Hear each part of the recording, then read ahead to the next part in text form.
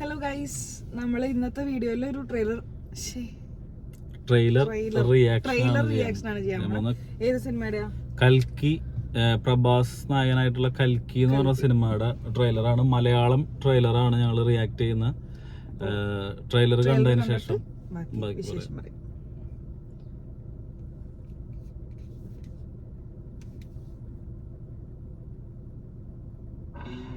ഈ ഭൂമിയിലെ ആദ്യത്തെ നഗരം, ഈ വേൾഡിലെ ലാസ്റ്റ് സിറ്റി കാശി. മുകളിൽ വെള്ളോട്ടത്ര ഊറ്റിയെടുക്കുന്നത് കൊണ്ട് എല്ലാം അവിടെ തന്നെ ഉണ്ടാവും. ഈ ലോകത്തിനുള്ളത് കോംപ്ലക്സ് മാത്രമാണ്. ദൈവവും ഒരാളാണ്. ഇത് ഇന്ത്യൻ സിനിമയാണോ? നിങ്ങളെ പോലെ ഒരാൾക്ക് എത്ര പേരെ രക്ഷിക്കാൻ പറ്റുമെന്നറിയോ? ഞാൻ രക്ഷകനാകേണ്ടത് ഒരാൾക്ക് മാത്രം. 6000 വർഷങ്ങൾക്ക് ശേഷമാണ് പ്രത്യക്ഷപ്പെടുന്നത്. ഇപ്പോ ആ പവർ തിരിച്ചു വന്നെന്ന് പറഞ്ഞ ഇനി വെളിച്ചം വരാനുള്ള സമയമാണ്.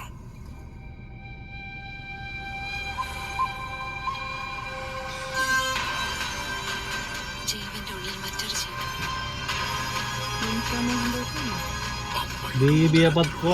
ഒരു സാധാരണ കുഞ്ഞല്ല, അവതാരമാണ്.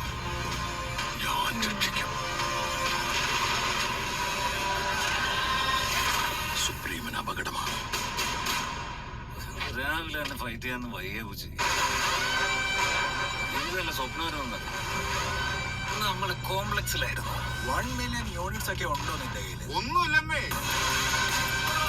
എന്നെ പോലെ എത്ര പേർക്ക് നിങ്ങൾ ഹീറോ എന്നറിയോ? എന്റെ കൂടെ എത്ര യൂണിറ്റ്സ്? പച്ച കള്ളം. നിനക്ക് നിന്നെ മാത്രമേ ഇഷ്ടമുള്ളൂ ഭൈരവ. ലോകത്തിൽ എല്ലാത്തിനും ഒരു സൈഡേ ഉള്ളൂ, നിന്റെ സൈഡ്. ഹായ്. എനിക്ക് അവളെ കിട്ടിയാ മതിയാവും. എനിക്ക് മാത്രമേ അവളെ തിരിച്ചു കൊണ്ടുവരാൻ കഴിയൂ. റെക്കോർഡ് ചെക്ക് ചെയ്യും. ഇതുവരെ ഒരു ഫൈറ്റും തോറ്റിട്ടില്ല. അങ്കിളിന് ഫൈറ്റ് ചെയ്യാൻ സമയമായി. ഇതിലും തോൽക്കില്ല.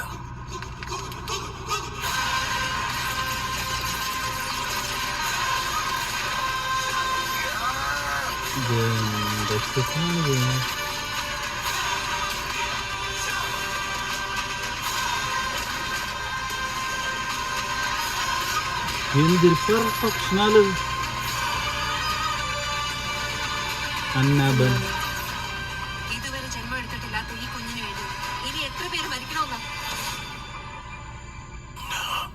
ഭയപ്പെടരുത്, മറ്റൊരു പ്രപഞ്ചം വരുന്നുണ്ട്. കമലഹാസൻ.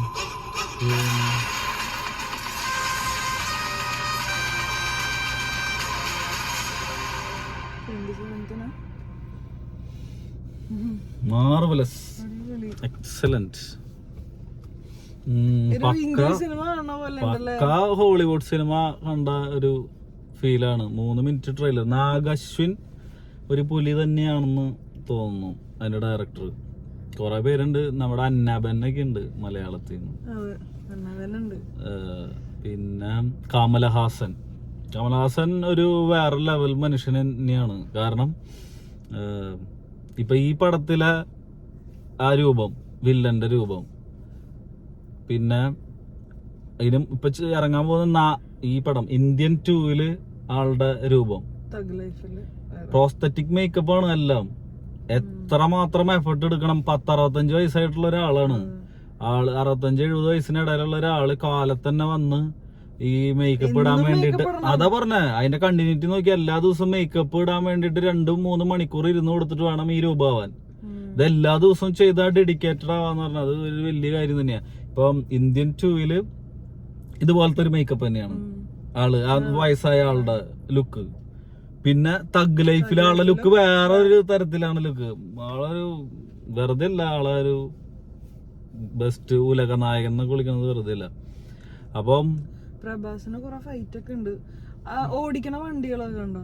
ആ മൊത്തത്തില് ഒരു മാർവലിന്റെ സിനിമ കാണുന്ന ഒരു ഫീല് മൊത്തത്തില് തരുന്നുണ്ട്.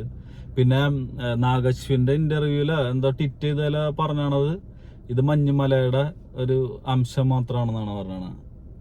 അതായത് നിങ്ങൾ ട്രെയിലർ കണ്ടത് മഞ്ഞുമലയുടെ ഒരു അംശം മാത്രമാണ് ഒരു ഡയറക്ടർ കോൺഫിഡൻസോട് കൂടി പറയണമെന്നുണ്ടെങ്കിൽ. പിന്നെ ഇതിന് മുൻപ് പ്രഭാസിന്റെ ഒരു സിനിമ വന്നിരുന്നു,